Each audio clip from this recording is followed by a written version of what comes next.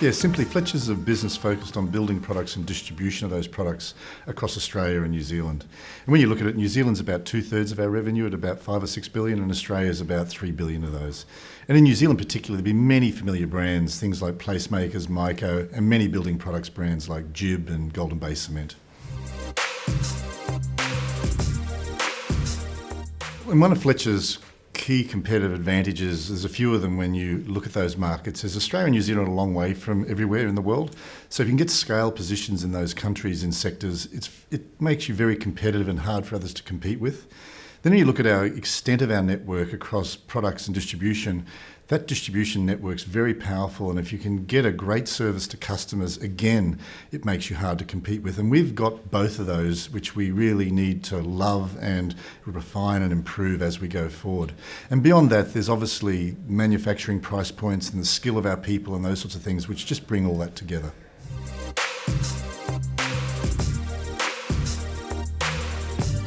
Firstly, when we looked at the balance sheet and as we've said, we'll sell Formica this financial year, that leaves us a very strong balance sheet. And the first reason for that is, as we're going through this transition and repositioning of Fletcher's, we felt it very prudent to have a strong balance sheet as we work through it. It then obviously does give us firepower, but we'll be very prudent with that. If I look at New Zealand, because of the scale here, we can never buy anything too big anyway, so they'll be bolt-ons. When I look at Australia, we're firstly looking at a turnaround. So we're not going to go anywhere near major acquisitions in Australia until we get that business performing effectively. So those sorts of activities are at least 12 months away until we see that performance. That said, around our total footprint at only 15% market share in New Zealand and 1% of Australia, there are opportunities that we would like to play in. So there is opportunity, we've just got to be patient with the timing.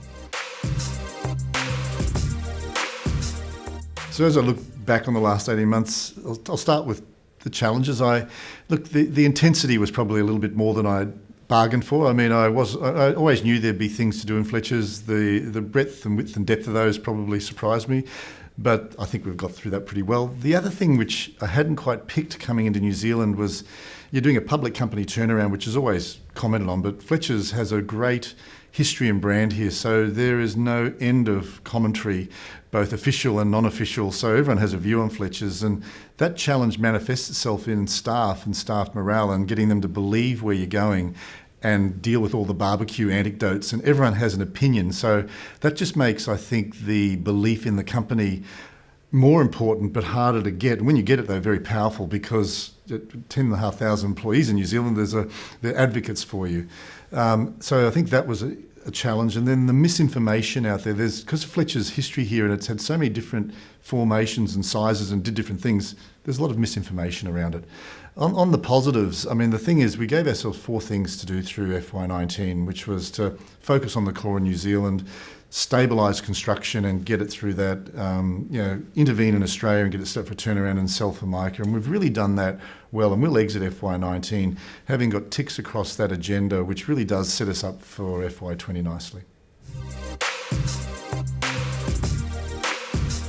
So when I look at my own investments, I mean, there's probably 2 parts to the answer of the advice I'd have liked. When I first started, I mean, you tend to be relatively influenced by what you read in the papers. So first, wish I'd been told, don't believe everything you read in the papers because it might be thematically right at times, it's not quite right. So don't invest off the back of newspaper articles.